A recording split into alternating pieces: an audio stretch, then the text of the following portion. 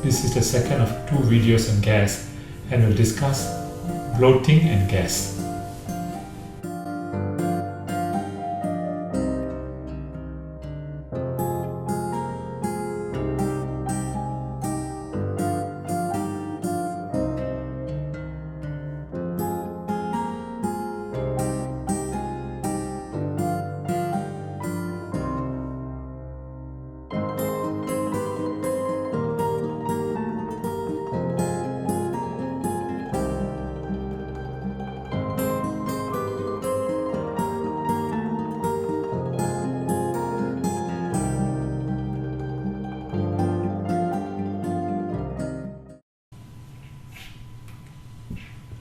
There are two sources of air in the stomach and intestines.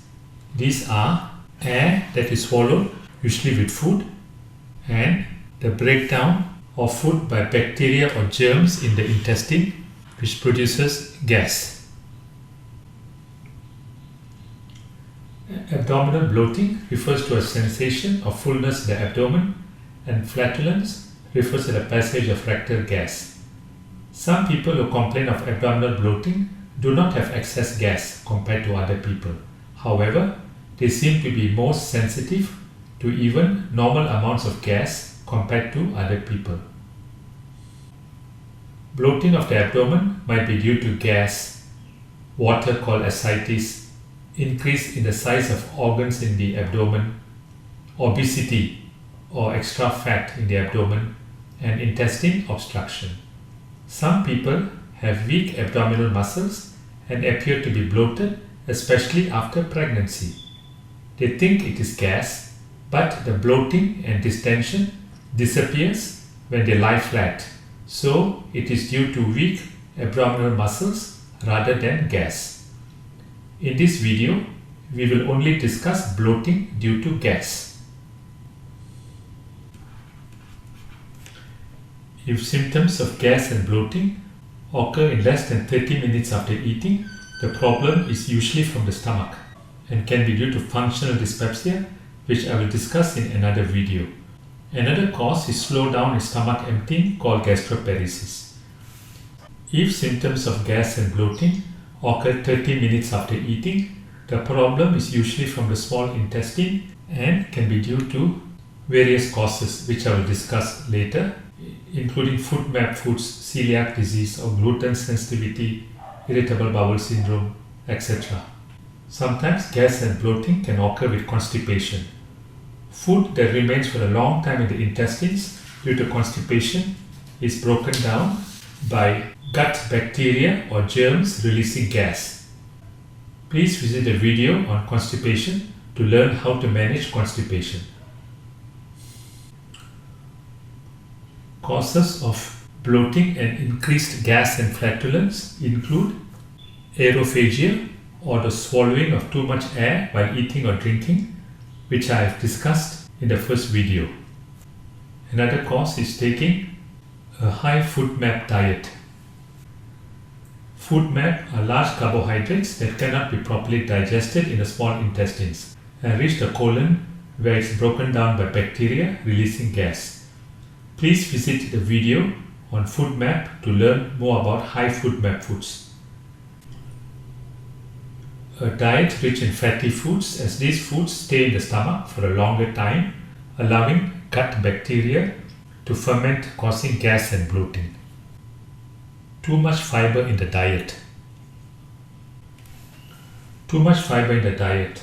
Certain types of fiber are broken down by gut bacteria in the large intestine, releasing gas. Change in the bacteria flora. There are trillions of bacteria in our intestines and are essential for good health.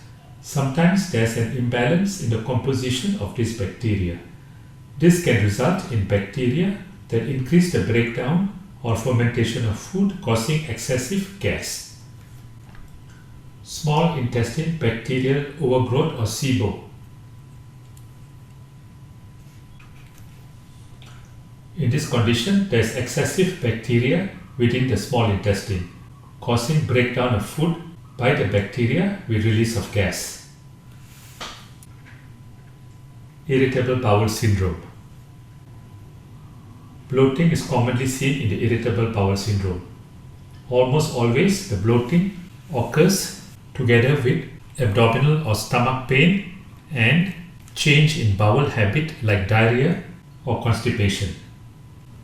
Other causes include parasites. A common parasite that can cause gas and bloating is a parasite called Giardia. You can see the parasite in a stool sample, and one gets it by drinking or eating contaminated food or water. And this parasite can remain in the intestine for a long time if it's not treated. Then we have celiac disease. Celiac disease is an allergic reaction to gluten, a protein found in wheat. It is rare among Asians unless they have an Indo-Caucasian heritage. These are some of the foods that are high in gluten. And this slide shows that in celiac disease, the lining of the small intestine, which consists of finger-like protrusions called normal villi, is stunted in celiac disease. So there is a problem with the absorption of nutrients. Change in atmospheric pressure, for example, during flying, can also cause bloating and gas. Occasionally, bloating may be a symptom of a heart attack, particularly if there is chest pain or pain radiating to the jaw, neck or back, or sweating and giddiness. Finally, symptoms of gas and bloating could be due to problems arising from the stomach, like functional dyspepsia, which I will discuss in another video. Let's now talk about the management of bloating and gas. Firstly, avoid aerophagia, which is the swallowing of excess air. Please see the video on belching. A low FoodMap diet might help. Please visit video on FoodMap. Reduce the intake of fatty foods. Modify fiber intake. Fiber is good for health, but sometimes too much of fiber can cause gas and bloating. Exercise might help to move the intestines and reduce bloating. Try probiotics for 1 month and see whether there's any improvement.